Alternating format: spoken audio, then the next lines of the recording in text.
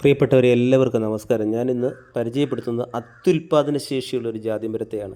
എൻ്റെ ഉദ്ദേശം എന്ന് പറഞ്ഞാൽ ഇതുപോലുള്ള ജാതി ഒരു മരമെങ്കിലും ഒരു വീട്ടിൽ നട്ടു വളർത്തണം. നല്ല ആദായമാണ്. 10,000 രൂപയുടെ വരുമാനം തരുന്ന, എപ്പോഴും കായ്ക്കുന്ന, എല്ലാ സീസണിലും കാ തരുന്ന ഒരു മരത്തിൻ്റെ പ്രത്യേകതകളിലേക്ക്, അതിൻ്റെ കാഴ്ചകളിലേക്ക്, അത് ഈ രീതിയിൽ അതിനെ വളർത്തിയെടുക്കുന്നത് എങ്ങനെയാണ്, ഇതിൻ്റെ പരിപാലനം, വളപ്രയോഗം എല്ലാം നമുക്ക് കൂടുതൽ കാര്യങ്ങൾ മനസ്സിലാക്കാം.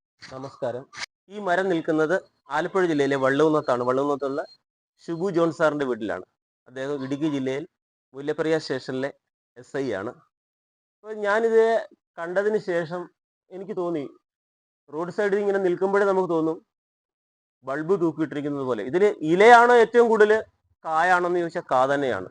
അപ്പോൾ ഏകദേശം ഇതിലൊരു 75 കിലോ 100 കിലോയ്ക്കുള്ളിൽ ഇപ്പോൾ ഈ കായെല്ലാം പൊട്ടിച്ചാൽ നമുക്ക് കിട്ടും. ഇതിൻ്റെ വളപ്രയോഗത്തെക്കുറിച്ചും ഇത് നട്ട രീതിയെക്കുറിച്ചൊക്കെയാണ് ഞാൻ ചെറിയ രീതിയിൽ പറയാം. ഇത് നട്ട സമയത്ത് 1 മീറ്റർ കുഴിയെടുത്തു. 1 മീറ്റർ സ്ക്വയറിലുള്ള കുഴിയെടുത്തതിന് ശേഷം അതിലേക്ക് ചാണകപ്പൊടി ഇട്ട് എല്ലുപൊടി ഇട്ട് വേപ്പും പിണ്ണാക്കും ഇട്ടതിന് ശേഷം മേൽമണ്ണിട്ട് മൂടിയതിന് ശേഷം വെള്ളം ഒഴിച്ചു. അതിനു മുമ്പ് ഇതിലേക്ക് കുമ്മായം ചേർത്തിരുന്നു. കാര്യം മണ്ണിൻ്റെ അമ്ലം സംരക്ഷിക്കാൻ വേണ്ടി, pH മൂല്യം സംരക്ഷിക്കാൻ വേണ്ടി ഇതിലേക്ക് കുമ്മായം ഇട്ടിരുന്നു. അതിനുശേഷം 15 ദിവസത്തിന് പിന്നീടാണ് ഈ തൈ നട്ടത്. ഇതൊരു ബഡ് തൈയാണ്. സാധാരണ നട്ടതിന് ശേഷം ചെയ്യുന്ന വളപ്രയോഗങ്ങളോ പരിചരണങ്ങളോ ഒന്നും ചെയ്തില്ല. അങ്ങനെ നല്ല രീതിയിൽ തഴച്ച് കിളിർത്തു വന്നതിന് ശേഷമാണ് മനസ്സിലാവുന്നത് ഇതിൻ്റെ വളർച്ച പെട്ടെന്നായിരുന്നു ഇത് വളർന്നത്. അതുപോലെ വേണ്ട സമയത്ത് തന്നെ പിന്നീട് വളങ്ങളെല്ലാം ചെയ്തു. ഏകദേശം ഒരു 4 വർഷമായപ്പോഴേ ഇത് പൂവിട്ട് കായ്ക്കാൻ തുടങ്ങി. ഇപ്പോൾ തന്നെ മുകളിലേക്ക് നോക്കൂ, എത്ര കായാണ് കണ്ട. അതിൻ്റെ ശിഖരങ്ങളിലെല്ലാം നോക്കൂ,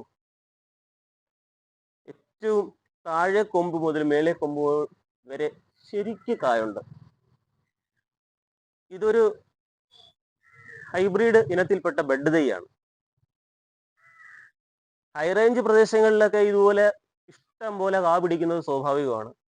പക്ഷേ ഈ ഗ്രാമപ്രദേശങ്ങളിൽ കൊണ്ടു നടുന്ന ഈ ബഡ് തൈകൾ ഇങ്ങനെ ഇതുപോലെ കാ പിടിക്കുന്നത് വളരെ വളരെ വിരളമാണ്.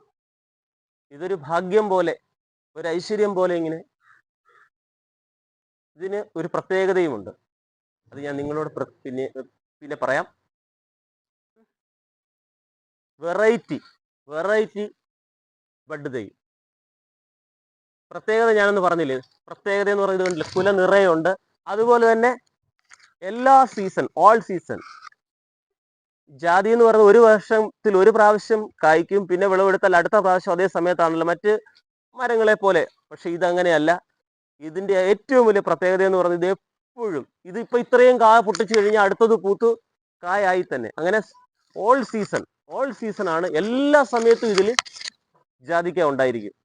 അതാണ് ഈ മരത്തിന്റെ ഏറ്റവും വലിയ സവിശേഷതയും ഒരു പ്രത്യേകതയും എന്ന് പറയുന്നത്. ഇങ്ങനെയുള്ള മരങ്ങൾ നമ്മുടെ ഒരു മൂട് മരം നമ്മുടെ വീട്ടിൽ നട്ടാൽ മതി, എന്ത് പ്രയോജനമാണ്. അതുപോലെ ഇതിന്റെ ഇപ്പൊ തന്നെ ജാതിക്കും ജാതിപത്രിക്കും ഒക്കെ എന്ത് വിലയാണ്. ഒരു മൂട് മരം ഉണ്ട്, 10,000 രൂപയുടെ ആദായമാണ് ഈ മരത്തിൽ നിന്ന് ലഭിക്കുന്നത്. അത് ഒരു ഐശ്വര്യമാണ്, ഭാഗ്യമാണ്. ഒരു 10 വർഷത്തെ പ്രായം കാണും. അപ്പോൾ ഇത് ഇടതൂർന്ന് ഇലയാണോ ഇതിൽ ഏറ്റവും കൂടുതലുള്ളത് അതോ കായാണോ എന്ന് ചോദിച്ചാൽ കാ തന്നെയാണ്. ഈ ഭാഗങ്ങളിലെല്ലാം ഇഷ്ടം പോലെ ഉണ്ട്. ഇടതൂർന്ന് മുകളിലേക്കുണ്ട്.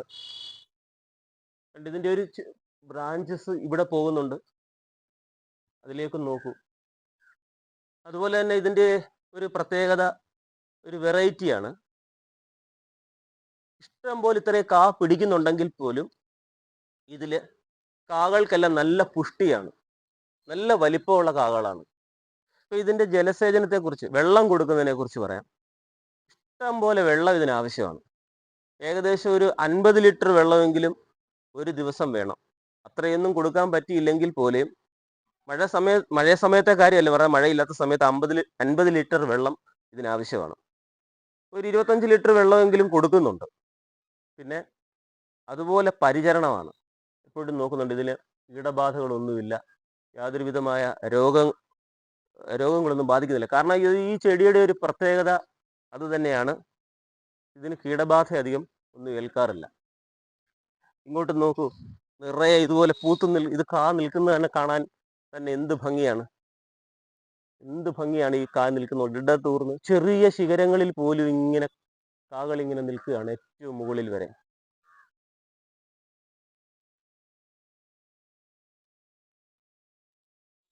പിന്നെ ഇതിൻ്റെ ചുവട്ടിൽ തണൽ കൊടുക്കണം. ആരോഗ്യമുള്ള പരിതസ്ഥിതി, ഇവിടുത്തെ ചുറ്റുപാടൊന്നും അധികം മറ്റുള്ള മാലിന്യങ്ങളും കാര്യങ്ങളും ഒന്നും പാടില്ല. വൃത്തി ഈ മരത്തിന് ഏറ്റവും ഒരു പ്രാധാന്യമാണ്. ഇതിൻ്റെ ചുവട് ഭാഗത്ത് നല്ല രീതിയിലാണ് പുതയെന്ന് പറഞ്ഞാൽ തണുപ്പ് നിലനിർത്താൻ വേണ്ടി, ഈർപ്പം നിലനിർത്താൻ വേണ്ടി വാഴയുടെ ചപ്പ് ചവറുകളെല്ലാം ഇതിൻ്റെ ചുവട്ടിലിട്ടുണ്ട്. ഇതെല്ലാം ഇതിന് വളമാവുകയും തണലാവുകയും ചെയ്യും. അങ്ങനെ നല്ല രീതിയിലാണ് ഇതിനെ സംരക്ഷിച്ചുകൊണ്ടിരിക്കുന്നത്.